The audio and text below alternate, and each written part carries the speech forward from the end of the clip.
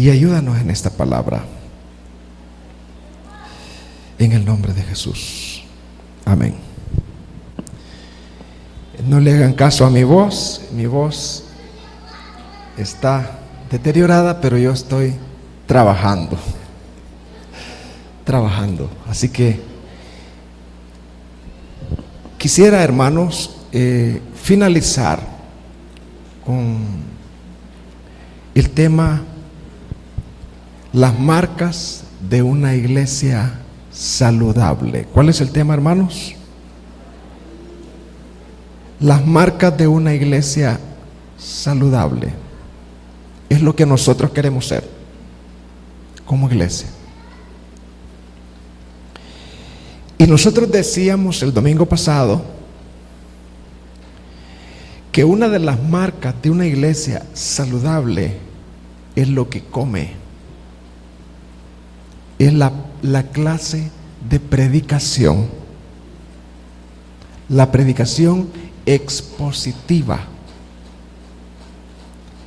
Es una predicación que no se aparta de las Escrituras, sino que es una predicación que intenta extraer el significado del texto de la Biblia y no decir lo que el predicador inventa, sino lo que significa ese texto, porque eso es lo que transforma. Esa es una de las características de una iglesia sana, la predicación. Otra característica que veíamos era: la teología debe de ser bíblica. La teología debe de ser. Cuando nosotros decimos teología, estamos refiriéndonos, teo es Dios, el estudio de Dios. Al Dios que nosotros estudiamos y predicamos en una iglesia bíblica, en una iglesia saludable, debe de ser un Dios bíblico, no un Dios de bolsillo, no un Dios al cual un milagrero nada más, sino un Dios como las Escrituras lo presentan, un Dios misericordioso, pero también un Dios santo. También hablamos que en una iglesia bíblica una marca es que debe de tenerse un entendimiento bíblico de lo que es el Evangelio. El Evangelio no es una religión para llenar las necesidades del hombre, las necesidades de salud, enfermedad, como se toma hoy en día. Ese no es. El Evangelio suple todas esas necesidades, pero el centro del Evangelio es presentar a Cristo como Salvador de nuestros pecados. Cristo no es un psicólogo, un psiquiatra, no es un tío rico, no es un PNC. Él es un Salvador de nuestro pecado. Y ese es el énfasis del Evangelio. Dios santo y la condición perdida de nosotros. Y hoy vamos a ver una cuarta característica: que una iglesia saludable tiene un entendimiento bíblico de la conversión. ¿Tiene un entendimiento bíblico de qué, hermanos? De la conversión.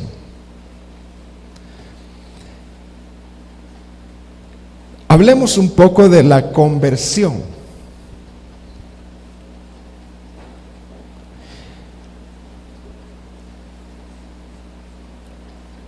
¿Por qué en muchas ocasiones, pregunta,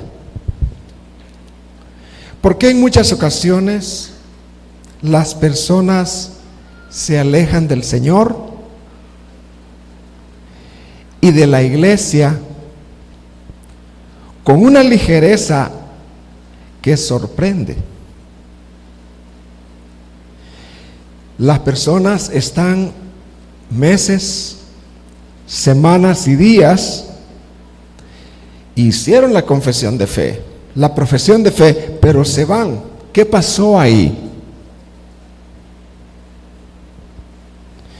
Nosotros a veces decimos, se convirtió. No. Lo que hizo esa persona fue que levantó la mano, hizo profesión de fe, hizo la oración, pero esa persona no se convirtió. Generalmente en las campañas dice uno, recibieron a Cristo 20. No, no lo recibieron. Estas personas oraron, pero el recibirlo y convertirse va a ser evidente en la permanencia. ¿Va a ser evidente en qué, hermano? En la permanencia. Hay dos elementos, pero fundamentales, que debe de tener una conversión genuina, una conversión producida por el Señor. Hay dos elementos, y usted lo va a ver acá en el libro de Hechos, capítulo 20, versículo 21.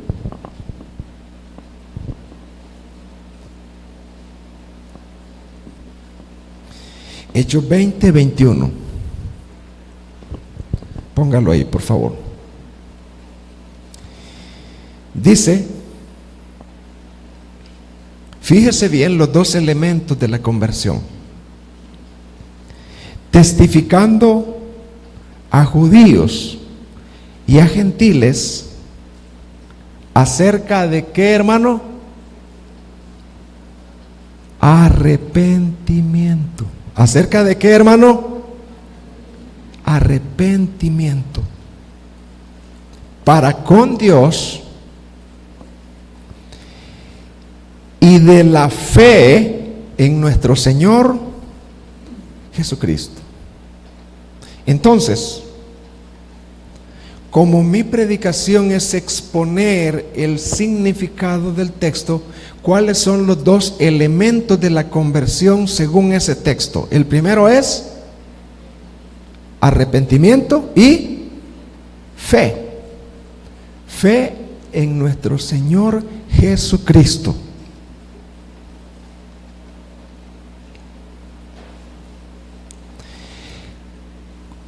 La conversión lleva esos dos elementos. ¿Qué es arrepentimiento? El arrepentimiento es un milagro que Dios obra. Dios, cuando nos da arrepentimiento, pone una tristeza en nuestra alma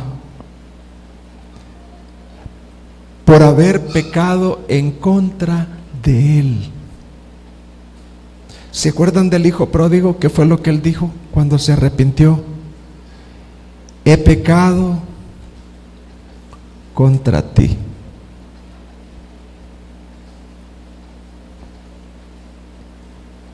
Ese es el verdadero arrepentimiento. Es cuando el Espíritu Santo obra en el pecador. Es un regalo de Dios. No por haberla regado contra otro, o contra la mujer, contra la esposa, o contra alguien. No es un remordimiento que está centrado en el hombre, no. El arrepentimiento es producido por Dios y está centrado en Dios. El arrepentimiento es una tristeza, un dolor por haber pecado en contra de Dios, por haber vivido tanto tiempo lejos de Él, por haberlo ignorado. Ese es arrepentimiento. ¿Y qué es la fe? también es producida por Dios. La fe es una confianza. ¿Qué es la fe? Es una confianza, una seguridad. Es una confianza en la persona de Jesucristo acerca del perdón de nuestros pecados. Entonces, cuando eso sucede en una persona, hay un cambio radical.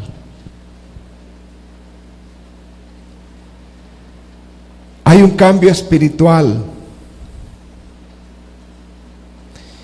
que es un cambio de raíz. Necesitamos, como iglesia,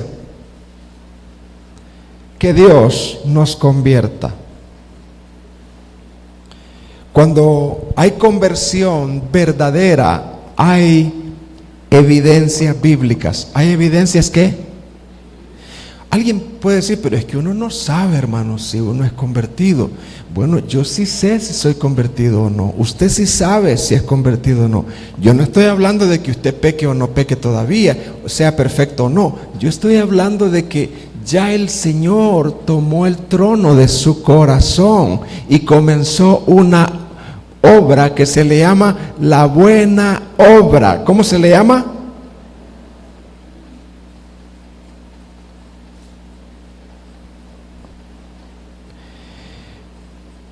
Por ejemplo, 4 o 3 cosas evidentes en una conversión. ¿Cuál es la primera actitud, el primer deseo que surge en un niño recién nacido? Desear, hay un cambio de deseos. Los deseos fueron afectados. Y dice, desead como niños recién nacidos, ¿qué, hermano? La leche espiritual. Hay grados de hambre espiritual, hay grados de deseo, pero en una persona recién nacida, en una persona nacida de nuevo, tiene que haber algún deseo de la palabra de Dios. Otra es una actitud en relación al pecado. El pecado ya no es mi amigo, mi amo, ahora es mi enemigo. Y aunque me hace caer a veces, pero el pecado ya no gobierna en mí.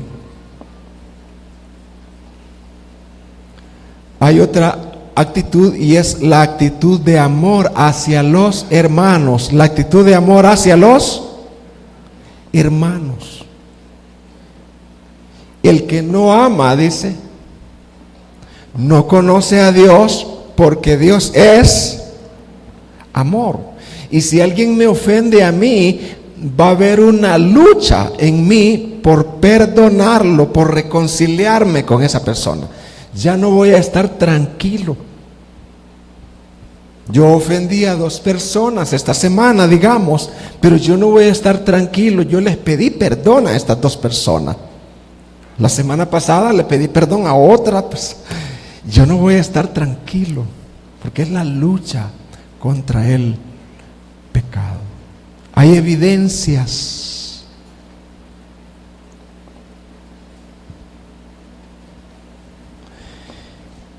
Alguien puede estar convertido a la iglesia, pero no convertido a Dios. Convertido a X religión, pero no convertido al Señor. Mire lo que dice Hechos 11:21.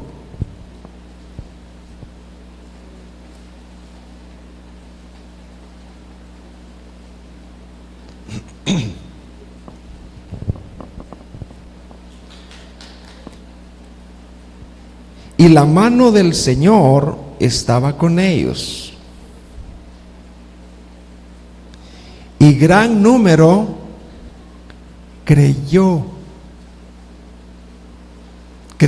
de verdad, se hicieron creyentes de verdad. Y se convirtió, ¿a quién dice? al Señor.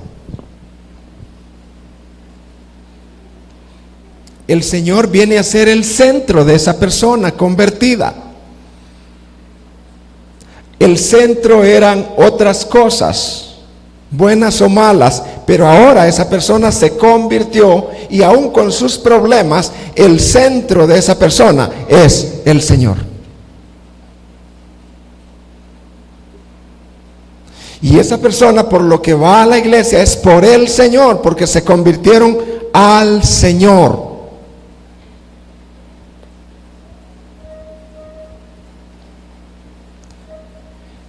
Cuando hay una genuina conversión, hay una permanencia, una perseverancia. ¿Qué hay, hermanos?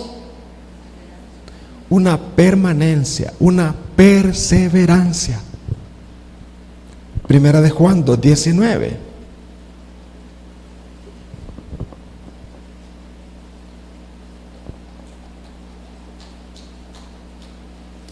Dice: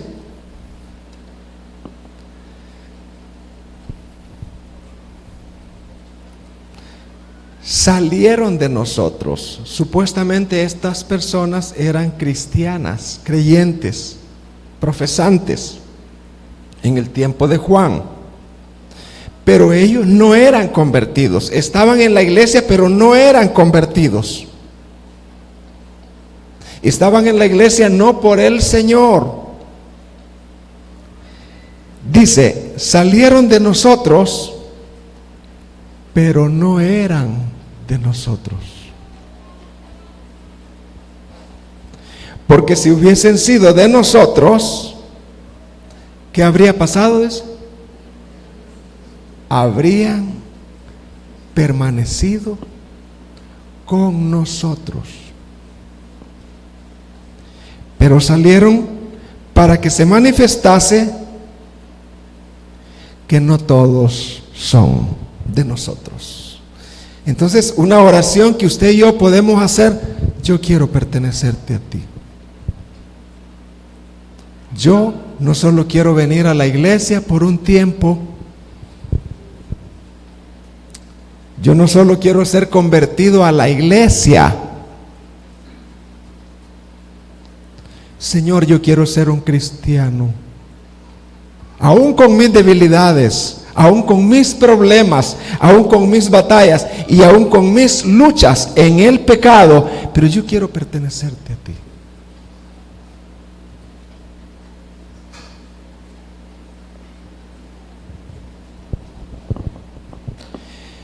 Hermanos, el que alguien sea miembro de la iglesia local no es una garantía que es una persona convertida. La persona convertida va más allá de la membresía. Entonces, podemos decir que la fórmula de la conversión es la siguiente. Apréndase esta fórmula: fe más arrepentimiento igual conversión. Repita conmigo: fe más arrepentimiento igual conversión. Otra vez: fe más arrepentimiento igual conversión.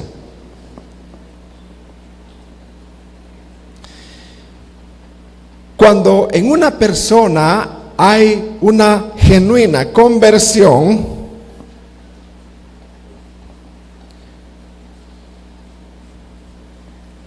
en el convertido es como el gato.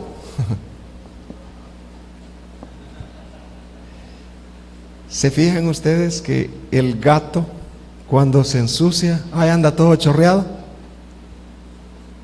¿O qué hace el gato cuando se ensucia? El gato rápido se limpia. Es que los gatos son bien limpios.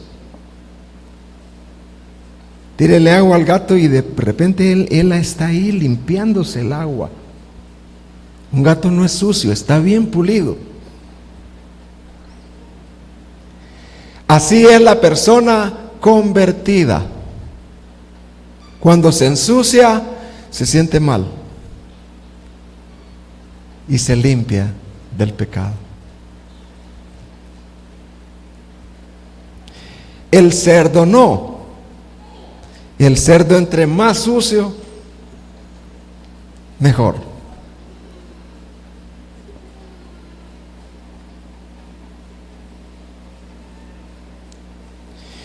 Igual la paloma y el buitre. Ofrézcale a un buitre maicillo, digamos. O ofrézcale alpiste y ofrézcale carne podrida. ¿Qué cree que va a querer el buitre? La carnita podrida, porque es la naturaleza del buitre. Ofrézcale a una paloma carne podrida, no le gusta. Ofrézcale semillas de girasol, se las come, porque es la naturaleza de ella. Y así es la persona convertida, porque eso tiene una nueva naturaleza, la naturaleza santa de Cristo. Nuestras oraciones deben de ser en torno a esto. Cada uno de ustedes y yo debemos de preguntarnos: Señor, ¿y yo soy convertida o no? ¿Soy convertido o no? Padre, examina mi corazón. Ayúdame si todavía no lo soy. Entonces, ya hablamos que en una iglesia saludable las conversiones son genuinas. En una iglesia saludable, en una iglesia bíblica, donde se pretende eso, es común y corriente las conversiones al Señor.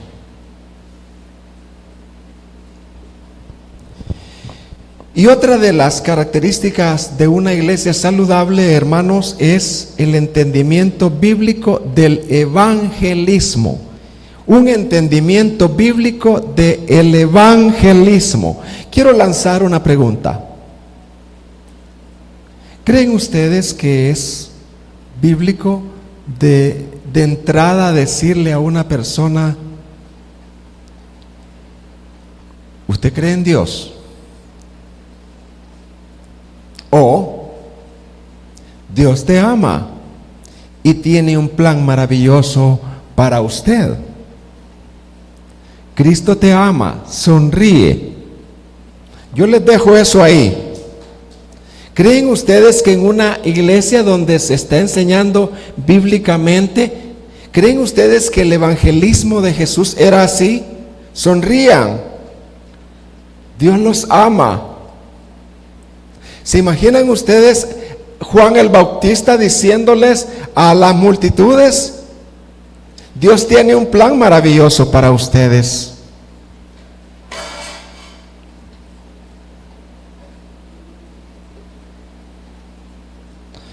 La manera como alguien comparte el evangelio es la manera como esta persona entiende el evangelio. Repito, la manera como alguien comparte el evangelio es la manera como esta persona entiende el evangelio.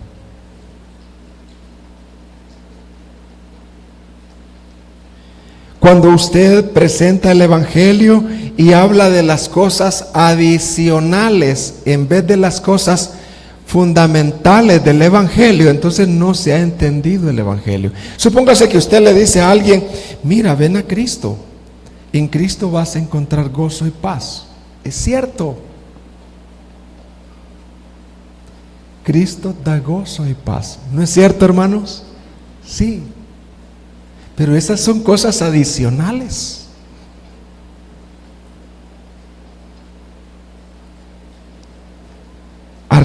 Bueno, ven a Cristo y vas a prosperar económicamente.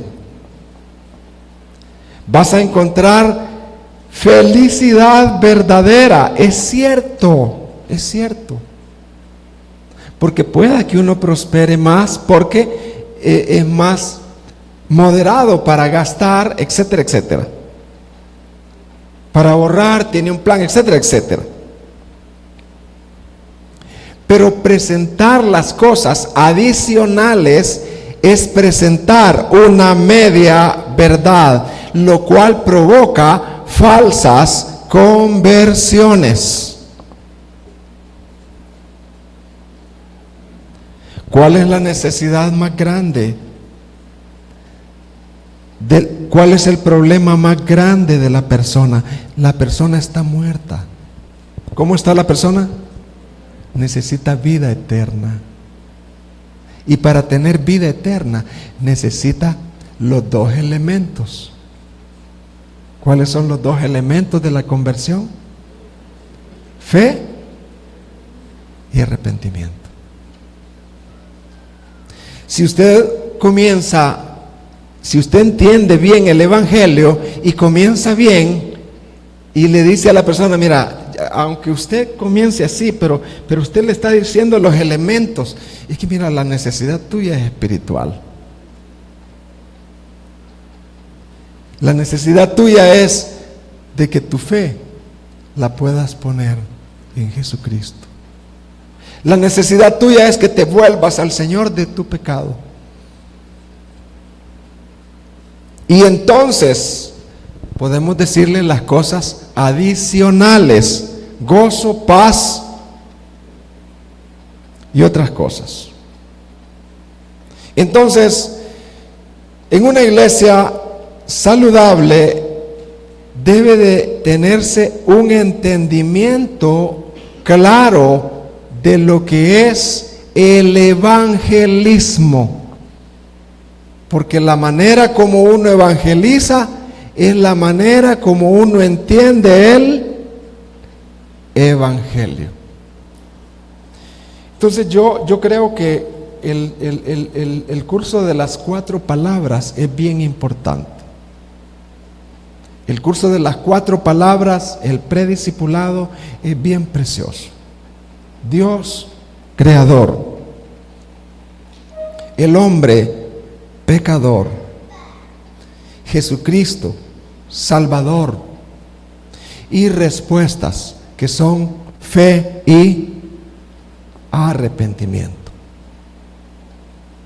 Si yo fuera a un parque a predicar, o me agarraran a quemarropa a predicar en un lugar, yo puedo usar eso como un fundamento firme, y aunque raye, pero eso es lo que la persona necesita para ser salva, que necesita entender que Dios la creó y que Él se descarrió, que necesita un Salvador y que necesita responder a ese Dios con fe y arrepentimiento. En una iglesia bíblica debe de tenerse un entendimiento bíblico de la membresía. ¿Un entendimiento bíblico de qué, hermano? De la membresía. Y yo espero tirar la atarraya hoy para aquellos que no son miembros, que se hagan miembros. ¿De qué manera los asistentes de una iglesia saludable deben de reflejar la membresía?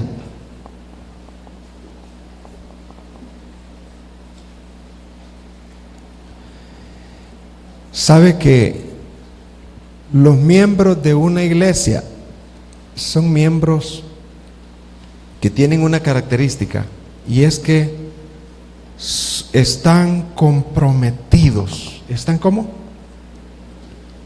Comprometidos en asistir a la iglesia, en dar de sus bienes a la iglesia, en oraciones unos por los otros, y en un servicio gozoso. Repito, Los miembros de una iglesia bíblica deben de reflejar la membresía. ¿En qué áreas? En asistencia. ¿En qué más? En dar. No hable de eso, hermano. Sí, tengo que hablar de eso. En dar, en orar unos por los otros y en servicio sacrificial.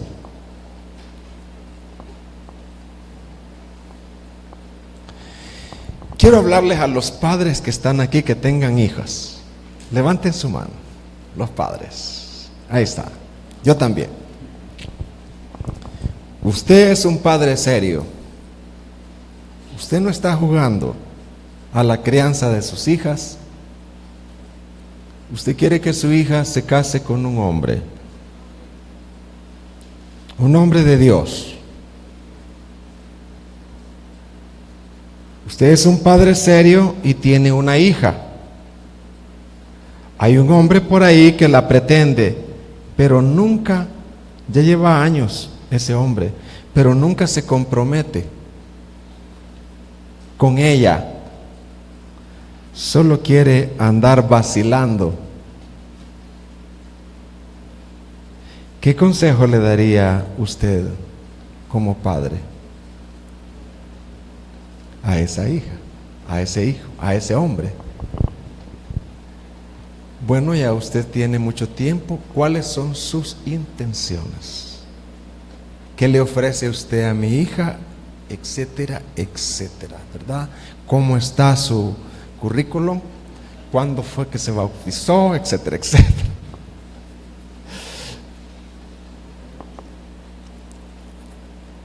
No, mire, yo vengo aquí, vea, de vez en cuando, pero no sé, vea. Ah, no sabe. Hermanos, así hay muchas personas asistentes a la iglesia. ¿Sí? No, todavía no. Sí, me gusta la iglesia y yo sé que la iglesia es... Cristo murió por ella, Cristo se entregó por ella. Se entregó por ella. Sí, Cristo la compró con su sangre, ¿verdad? Y la iglesia es la única institución, el único organismo que Dios ha delegado para llevar el santo evangelio, para llevar su gloria. La iglesia ha sido comprada, la iglesia es la que está siendo preparada, pero yo no tengo mucha importancia hacia la iglesia. Todavía no me he bautizado y no me he comprometido, no sirvo a la iglesia, pero ahí estoy. ¿Cómo está? Más o menos. Cuidado, no juegue.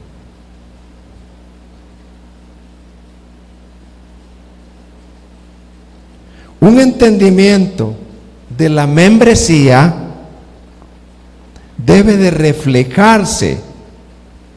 ¿Qué acabo de decir, hermanos? Si alguien entiende de verdad, la membresía se va a reflejar en asistencia, en dar, en oraciones unos por los otros y en servicio. De otro modo, sería sin sentido, sin valor e incluso peligroso.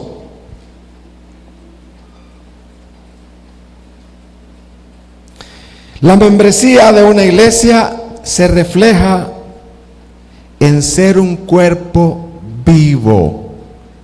¿En qué se refleja la membresía de una iglesia en un hermano? En que esa persona es un miembro activo. ¿Un miembro cómo, hermanos?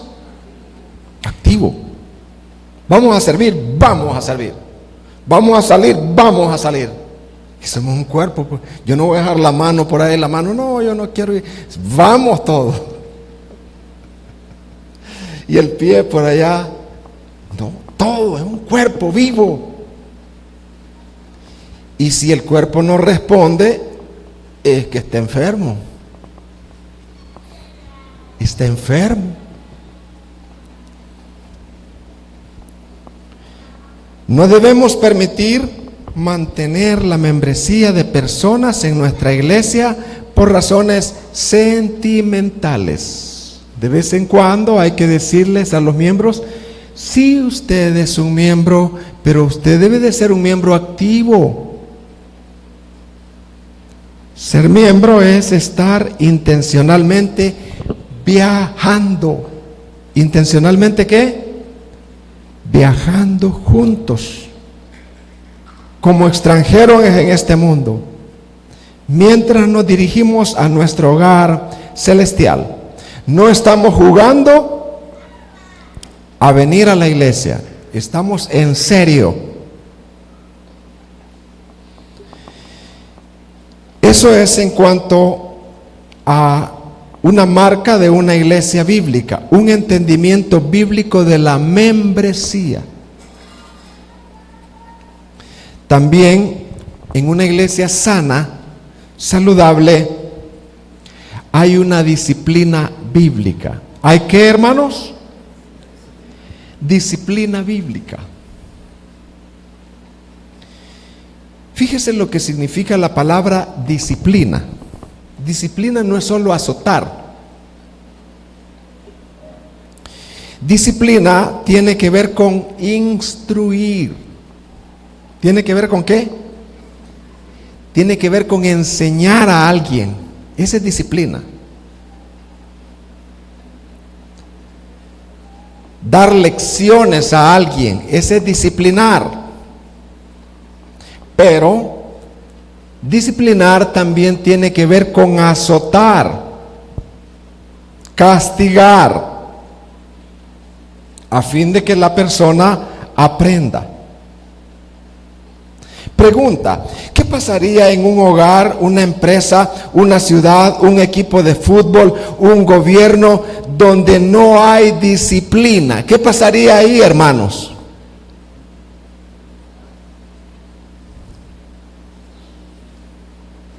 Sería una completa anarquía.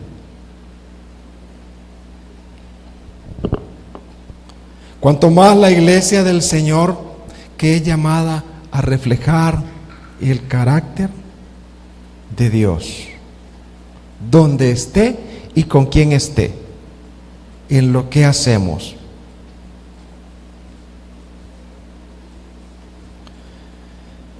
¿Cuál es la responsabilidad de una iglesia local en cuanto a esto, en cuanto a la disciplina? Cada iglesia local realmente tiene una responsabilidad bíblica, con gracia, de juzgar la vida y la enseñanza de sus líderes. Ustedes tienen el deber, el privilegio de juzgar si lo que se está enseñando es torcido o no es torcido, o está conforme a la palabra. La iglesia tiene también el deber de juzgar con gracia y bíblicamente a los miembros, a tal grado en que cada uno pueda comprometer el testimonio de la iglesia del Evangelio, de no comprometer el testimonio del Evangelio. La manera bíblica de una iglesia local se encuentra en Mateo 18:15. Veámoslo por favor, al 17. La manera bíblica de disciplinar, de corregir, se encuentra en Mateo 18:15. Esta no es solo la labor de los pastores, es la labor de la iglesia.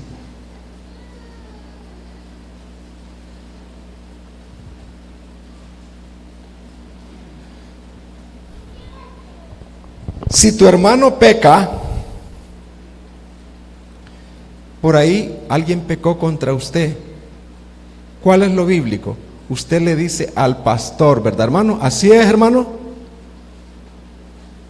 No. ¿Le voy a decir al pastor? No. Si tu hermano peca contra usted, usted puede corregirlo, disciplinarlo con gracia.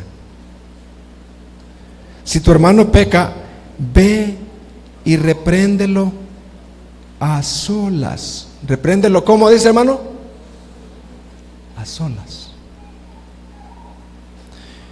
Germán y yo somos miembros de la iglesia cristiana por la gracia de Dios y el pastor es otro. Yo ofendí a Germán. Germán no va a ir al pastor o no va a ir a otro hermano. Germán, bíblicamente, para no hacer el espaviento, como dice, o no hacer público aquello, porque el pecado fue entre él y yo. Él va a venir a mí y me va a decir: Jo, o hermano Jo, yo me siento ofendido contigo, porque tú aquel día me tiraste una indirecta y los demás hermanos no se dieron cuenta, pero yo sí me di cuenta. Y yo sé que tú te referías a mí. Me hubiera dicho: yo me siento ofendido, hermano. Perdóname, Germán, de verdad. Y yo veo mi maldad. Se acabó. Se arregló el asunto. Jorge vio algo en William, o William en Jorge. Él no va a venir a mí. No, él va a ir a Jorge. O Jorge a. Ellos pueden disciplinarse, corregirse y restaurarse con misericordia. Entonces, si tu hermano peca contra ti, ve y llámalo a solas. Si te escucha, ha ganado a tu hermano. Qué precioso. Pero si no te escucha, entonces sí recurre a otro hermano. Lleva contigo a uno o a dos más, para que toda palabra sea confirmada por boca de 2 o 3 testigos. Y si rehúsa a escucharlos, ya es un pecado grave, dilo a la iglesia.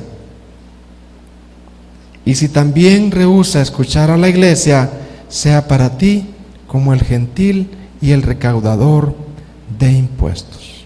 A eso se le llama la excomunión.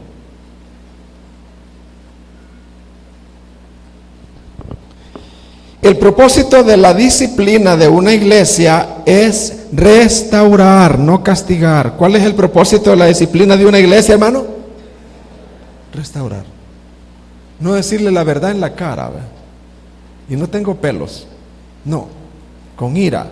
Es la verdad, pues. No. Dice Efesios 4:15, la verdad sea dicha en amor, con oración.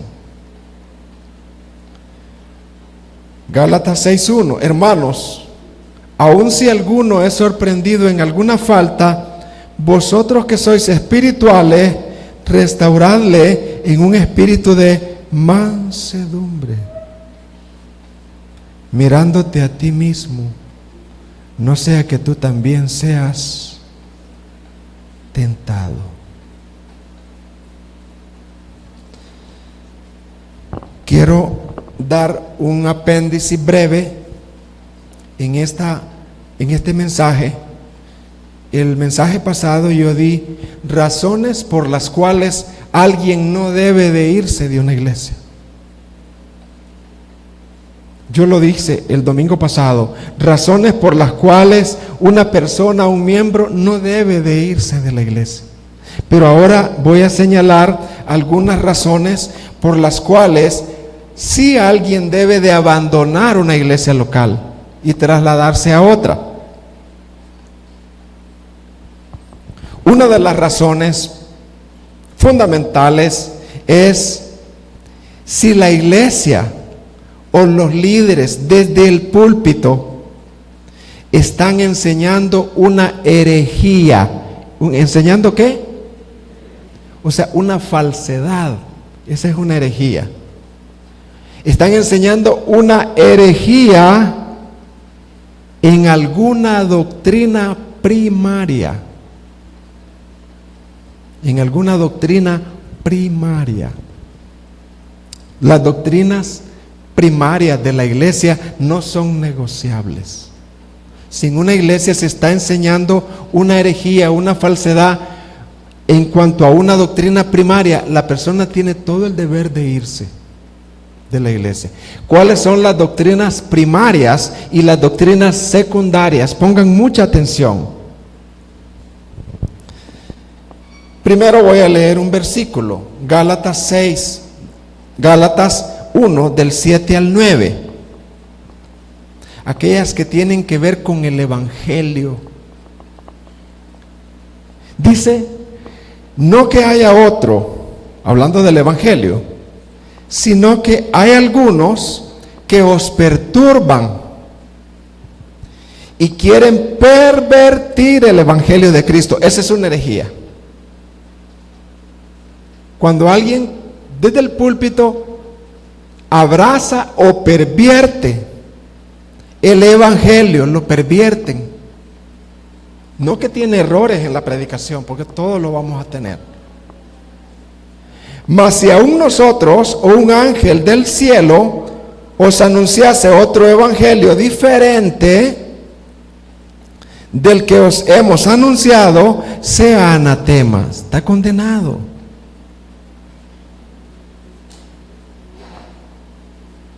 ¿Qué es una doctrina primaria y una doctrina secundaria? Les voy a mencionar las doctrinas primarias, que tenemos que tener mucho cuidado.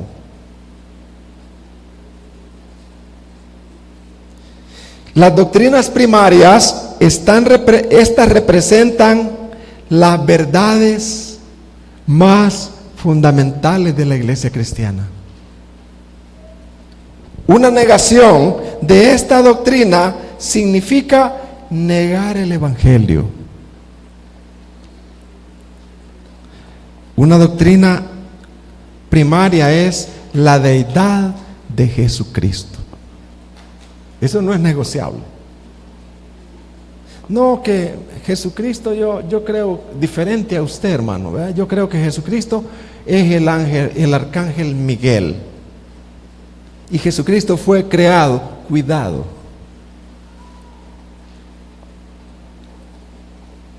La completa deidad de Cristo, la completa deidad y la completa humanidad de Cristo. Esas son doctrinas primarias, fundamentales, que la iglesia debe de preservar.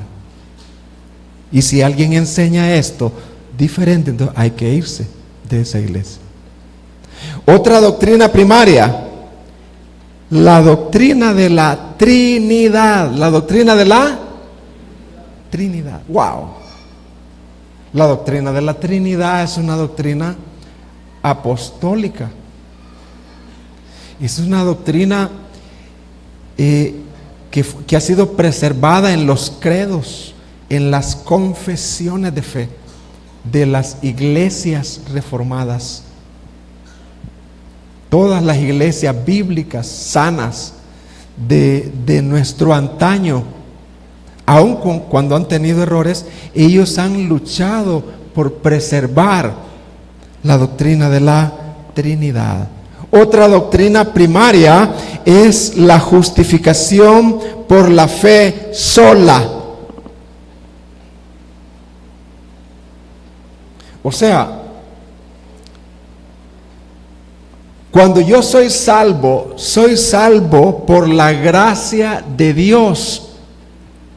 Soy salvo por medio de la fe, no por obras, para que nadie se gloríe. Y eso es una doctrina fundamental, la justificación por la sola fe. La autoridad de las Escrituras es otra doctrina fundamental. La autoridad de las Escrituras. La Escritura es inerrante e infalible en sus originales. Amén, hermanos. Eso es fundamental. Cuando una iglesia dice, no, si el papel aguanta lo que le pone, incluso la Biblia. Cuidado. Entonces, esas son las doctrinas primarias.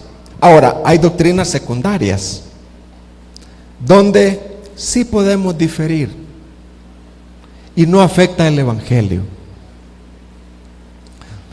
Por ejemplo,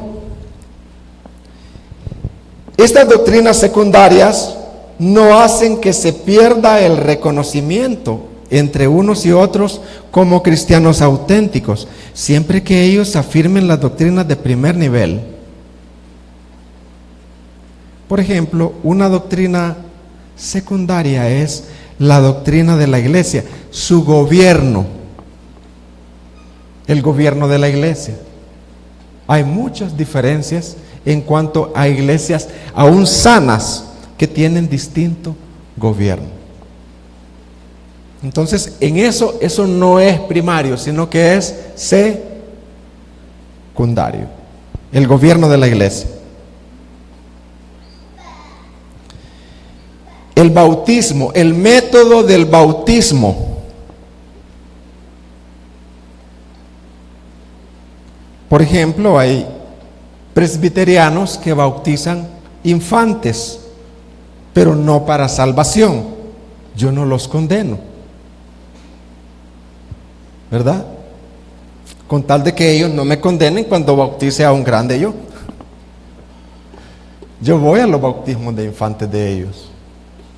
Y aunque no creo así, y no es mi tradición esa, pero de ninguna manera esa diferencia nos va a hacer pelearnos y agarrarnos y decir yo me voy, ¿verdad?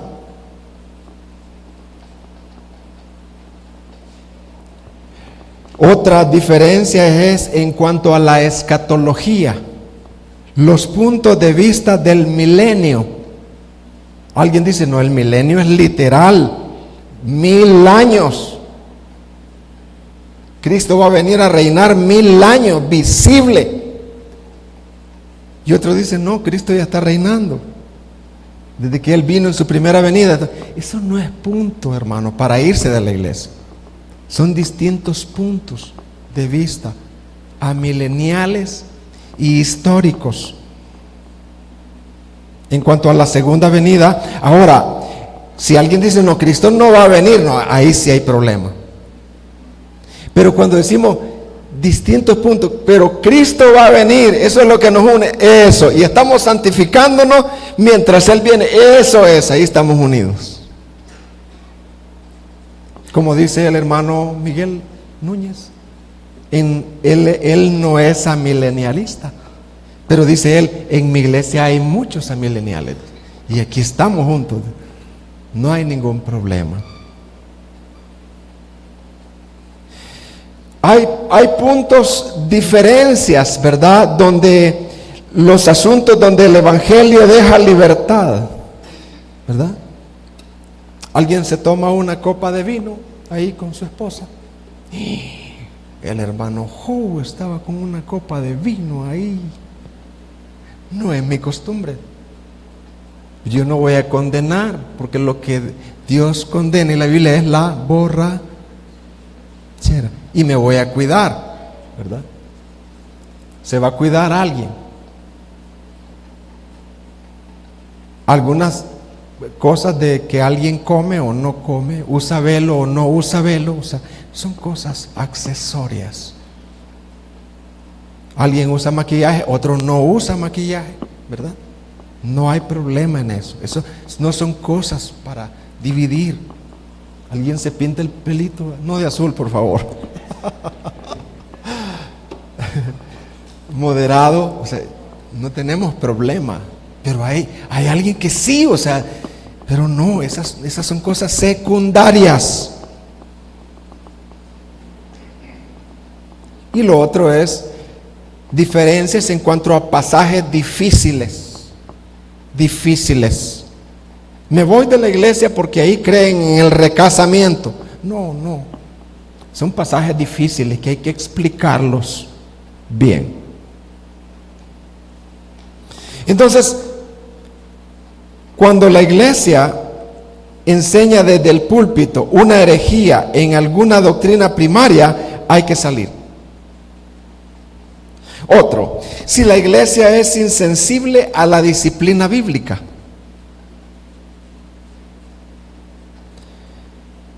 Ahí están los hermanos y en inmoralidad y siguen con los privilegios, no se puede. La iglesia debe de disciplinar.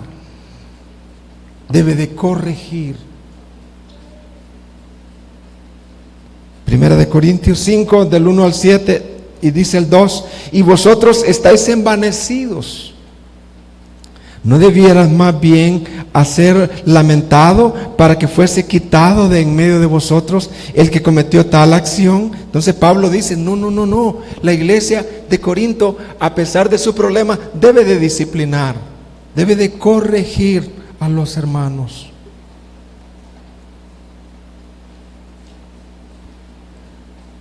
Otra, por lo cual irse de una iglesia, es cuando la iglesia prioriza el dinero. Lo cierto es que la iglesia de doctrina sana no está fundamentada en el evangelio de la prosperidad. Una iglesia sana no está fundamentada en el evangelio de la prosperidad. Un evangelio que te pide dar cierta cantidad de dinero para obtener un milagro. No. O hacer pactos con Dios para recibir un milagro. No, cuidado.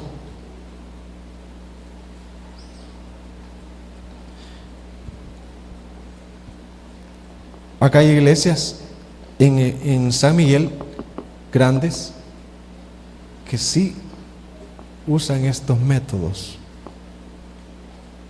y que Dios nos guarde a nosotros, ¿verdad?, de caer en eso.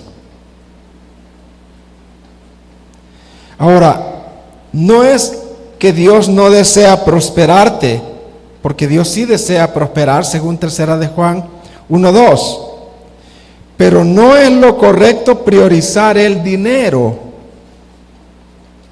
ya que la raíz de todos los males es el amor al dinero. 1 de Timoteo 6:10. Enfatizar solo eso llevaría a que la congregación se vuelva avara y que pierda la visión de la salvación.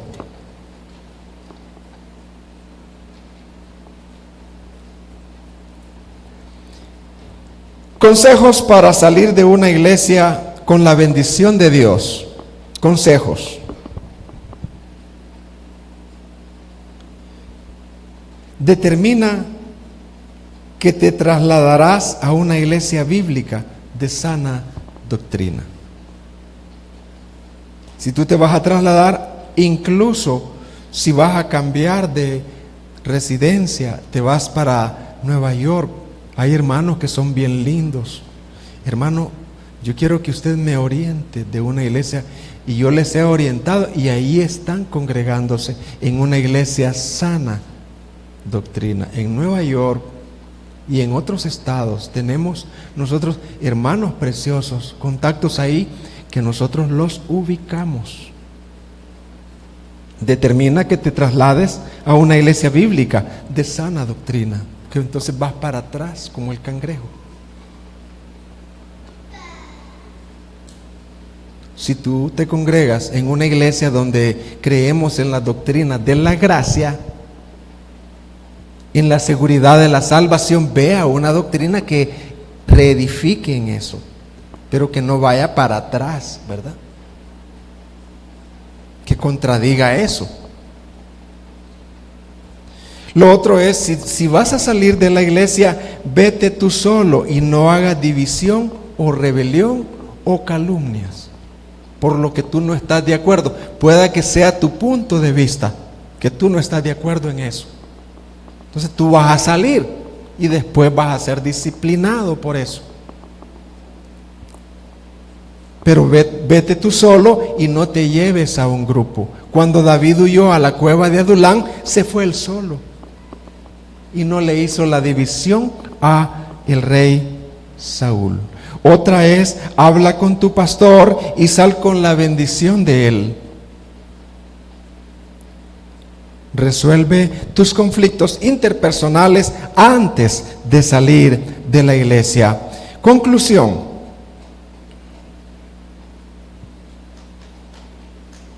Ante esta palabra, hermanos, que yo he compartido, podríamos hacer como una reflexión final? Porque yo podría decir, oremos, hacia lo loco. No, yo traigo aquí, por lo cual orar. Y ustedes, si son ovejas, también van a orar conmigo. Ante una reflexión así, ¿cuál sería el desafío para nosotros hoy? Primero, que nos examinemos para ver si somos o no convertidos. Eso no es pecado, sino que es bíblico. Mira lo que dice 2 de Corintios 13:5.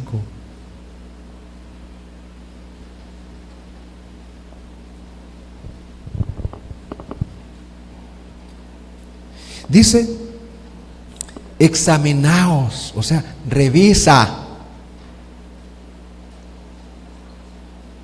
Examinaos a vosotros mismos si estáis en la fe, si estáis en Cristo, pues.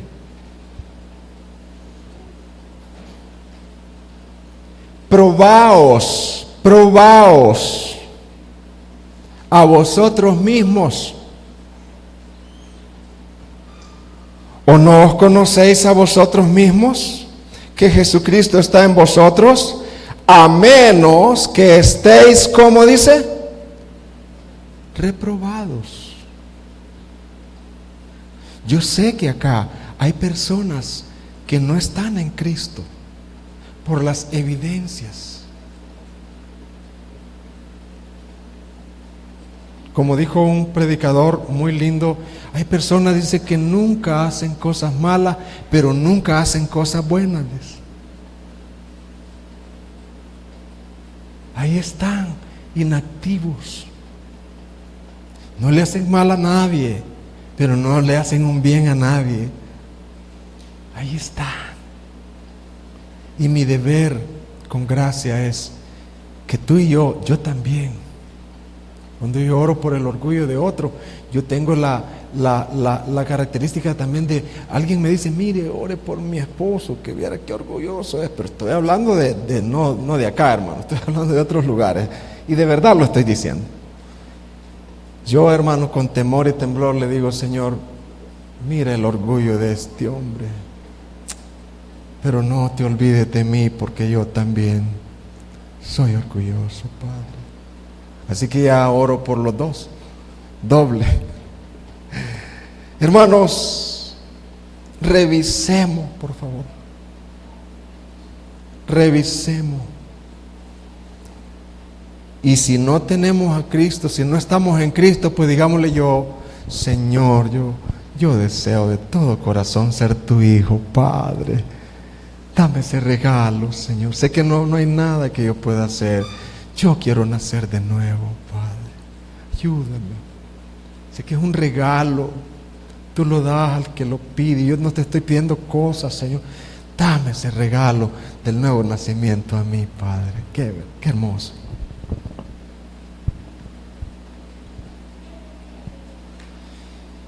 Ya ocurrió en ti y en mí la verdadera fe y el genuino arrepentimiento, los dos elementos. ¿Ya ocurrió eso? ¿O fue simplemente una experiencia emocional? Yo lloré, yo me acuerdo, pero no, eso no vale. Otra pregunta que debemos de hacernos es, ¿hay en mi vivir práctico evidencias de una genuina conversión en mi manera de vivir? ¿Hay un amor a Dios y a su palabra? ¿Hay un amor hacia los hermanos? ¿Hay una lucha y un aborrecimiento por el pecado? Cuando peco, el Espíritu me trae convicción y arrepentimiento, un deseo constante por la santificación, por ser cada día más como Jesús. ¿Qué es aquello que verdaderamente hace feliz? ¿Jesús y su reino o otras cosas? Yo les invito a que oremos.